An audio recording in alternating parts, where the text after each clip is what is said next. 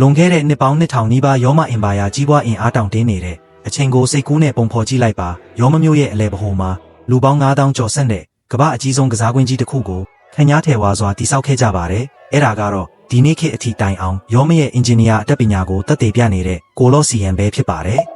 အဲ့ဒီခေတ်ကဒီကွင်းကြီးထဲမှာပရိသတ်တွေဟာစိတ်လှုပ်ရှားစရာကောင်းတယ်လို့တခါတလေမှလည်းအရန်ကိုရက်ဆက်ကြမ်းကြုတ်လာတဲ့ဖျော်ဖြေပွဲတွေကိုကြည့်ရှုဖို့စုယုံခဲ့ကြပါတယ်တားသူရဲ့ Edis Base တွေရဲ့အသက်လူတိုက်ပွဲတွေတောတိုင်းတိရစ္ဆာန်တွေကိုအမဲလိုက်တဲ့ပွဲတွေနောက်ဆုံးကွင်းထဲကိုရေတွေဖြည့်ပြီးတင်မောတွေနဲ့တိုက်ခိုက်တဲ့ရေချောင်းတိုက်ပွဲအတူတွေကိုပါခန်းခန်းနာနာကျင်းပခဲ့ကြတာပါဒါဟာရိုးရိုးဖျော်ဖြေပွဲတစ်ခုတည်းမဟုတ်ပါဘူး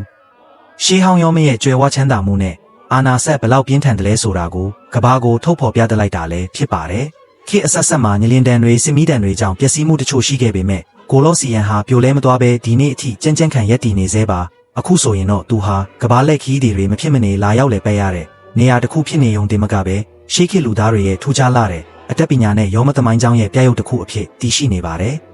ကိုလော့စီယန်ရဲ့ကြောက်တုံးနံရံတွေကြားမှာတော့ရှေးခေတ်ကကြီးကျယ်ခမ်းနားမှုတွေနဲ့အတူလူသားတွေရဲ့ဂျမ်းနဲ့ဖြစ်ရမှန်ဇလန်းတွေဟာဒီနေ့ထက်ထိပဲတင်ထက်နေစေပဲဖြစ်ပါတယ်